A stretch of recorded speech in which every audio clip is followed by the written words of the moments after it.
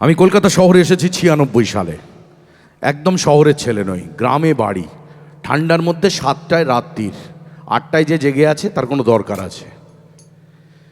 সেখান থেকে কলকাতায় এসেছিলাম সিনেমায় অভিনয় করব বলে। আসলে পড়াশুনোটাই মাধ্যম করেছিলাম, কারণ পড়াশুনোয় আমি খুব একটা খারাপ ছিলাম না, লেখাপড়ায় ভালোই ছিলাম, না হলে স্কটিশ চার্চ কলেজে চান্স পেলাম কি করে। তো বাবার হাত ধরে এসেছিলাম। ওই গ্রামের 18টা বছর আমার জীবনের সোনা দিয়ে মোড়ানো। আমার স্ত্রী এখন আমাকে বলে, কেউ বাড়ি জিজ্ঞেস করলে বলো কেন আমার বসিরহাটে বাড়ি, তোমার তো কলকাতায় এতদিন হয়ে গেল। আমি 30 বছর কলকাতায় আছি, কিন্তু গ্রামের বাড়িকে এখনো ভুলতে পারিনি। সেখান থেকে টালিগঞ্জে আসার পরে যেদিন প্রথম টালিগঞ্জ ইন্ডাস্ট্রিতে যাই 97 সালে, একটা বৃষ্টির দিনে দুপুরবেলায়, যেখানে জীবন কাটাবো সেটাকে দেখতে চাই। ওই বৃষ্টির দিনে গিয়ে দেখেছিলাম প্রসেনজিৎ চ্যাটার্জি চুল আঁচড়াচ্ছে টেকনিশিয়ান স্টুডিওতে। দেখালো এখানে, দেখে আমার হাওয়া বেরিয়ে গিয়েছিল যে এরম গ্ল্যামার, এত পার্সোনালিটি, এখানে আমার জায়গা হবে কি করে, আমি পাবো কি করে এখানে জায়গা। কিন্তু ওই যে ওপরওয়ালার অন্য ইচ্ছা ছিল। ওপরওয়ালার অনেক নাম, কেউ ভগবান বলে, কেউ আল্লাহ বলে, কেউ জিসাস ক্রাইস্ট বলে, কেউ বাইগুরু বলে, কেউ বুদ্ধা বলে। আমার ওপরওয়ালার একটা সাক্ষাৎ রূপ আছে, সেটা হলো আমার বাবা মা। আমার বাবা মার আশীর্বাদ ছাড়া আমি এখানে কখনো পৌঁছতে পারতাম না। বাবা দীর্ঘদিন এখান থেকে চলে গিয়েছে। উনি চলে গিয়েছেন 2007 সালে। নিশ্চয়ই ওপরওয়ালাকে গিয়ে বলেছে, আমার ছেলেটা তো চেষ্টা করে, দেখো না যদি কিছু করে দেওয়া যায়। আমার মা সারাক্ষণেই, ওঠার আগে ফোন করলাম, বললো এতক্ষণে পৌঁছলেন না? পৌঁছেছি অনেকক্ষণ, পকোড়া খাচ্ছিলাম। তো মা বাবার আর একজন আশীর্বাদ, ঈশ্বর, ভগবান আমাদের প্রত্যেককে দেখা দেয়, আমরা বুঝতে পারি না, কি করে বুঝবো? না হলে ভাবুন, আপনি বর্ধমানের মোড়ে দাঁড়িয়ে আছেন, ঝরঝর করে বৃষ্টি পড়ছে, এরকম ঠান্ডা পড়েছে, বাজ পড়ছে, আপনাকে নিয়ে আসার কেউ নেই। একটা ভাঙা লরি তার সামনে বসিয়ে আপনাকে বাড়ি পৌঁছে দিল। লরিওয়ালা ভগবান নয়, টাইমিংটা ভগবানের, যে আপনাকে আজকে বাঁচিয়ে দেবে, একজনকে পাঠিয়ে দেবে ওইখানটায়। না হলে আপনার রক্তের দরকার পড়লে পরিবারের, ভগবান না করুক, সেই রক্ত কে দিচ্ছে? বাঁকুড়া থেকে কেউ, কিডনি কে দিচ্ছে, নাকি আমাদের শক্তিগড় থেকে কেউ প্লাজমা কে দিচ্ছে। বাড়ির লোকের সঙ্গে মিল নেই, বাইরের লোকের সঙ্গে মিল আছে। তাহলে প্রত্যেকের সাথে প্রত্যেকের একটা সম্পর্ক আছে। তেমনি আমার ভগবানের সাক্ষাৎ রূপ কারা? রাত্রি এখন বাজে 9:40।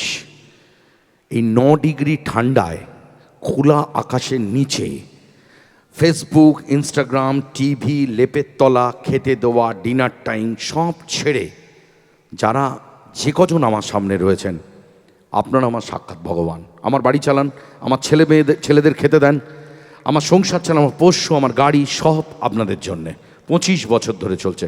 আপনাদের পায়ে আমি প্রণাম করি।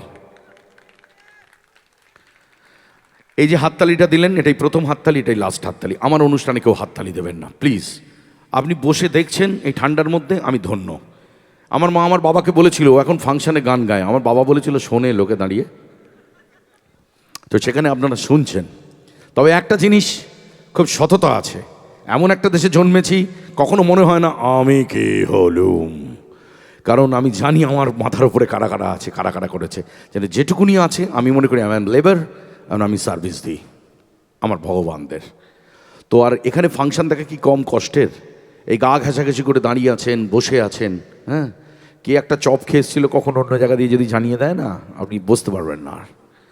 তারপর সিট যেখানে পড়েছে, আপনি যাই পাক না কেন চেপে চেপে বসে থাকতে হবে, উঠে চলে গেলে, করতে গেলে এখানে জায়গা চলে যাবে।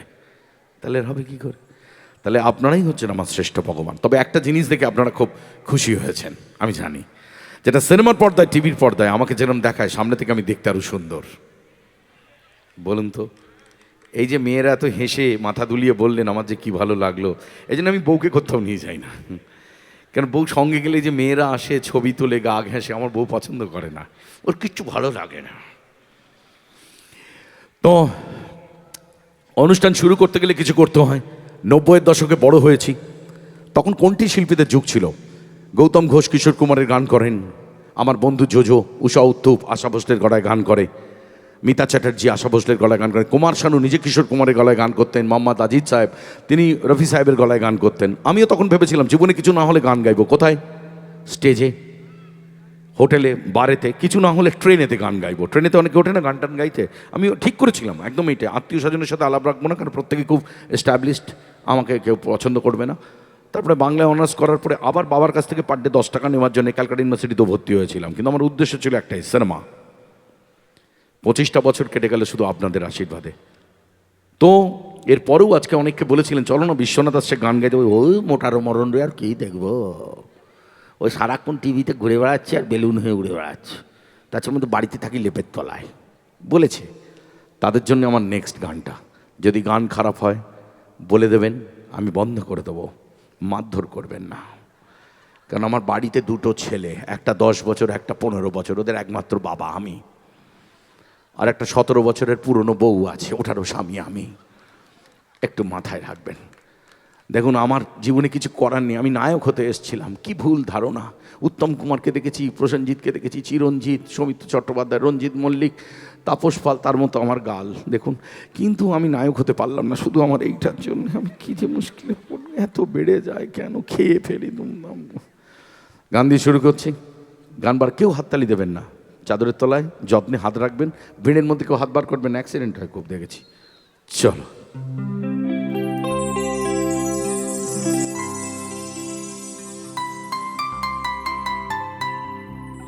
এই সাউন্ড পুরো দেবে কিন্তু, বাড়ি নিয়ে যাবে না।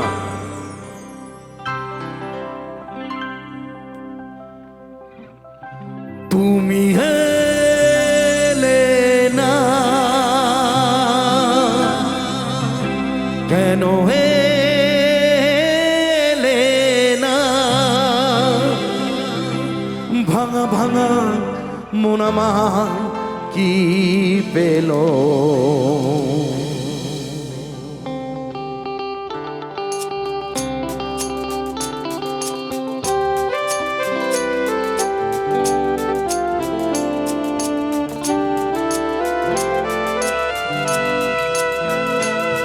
তুমি এলে না কেন, এলে না, ভাঙা ভাঙা মন আমার কি পেল,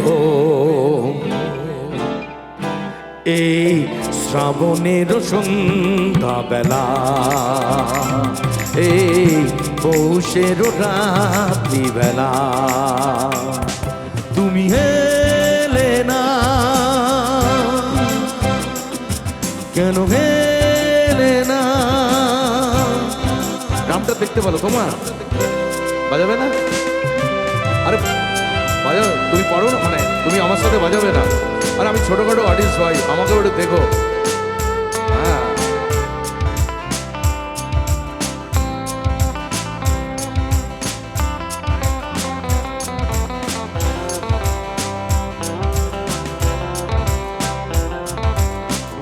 ঝিরি ঝিরি বৃষ্টি ধরাতে,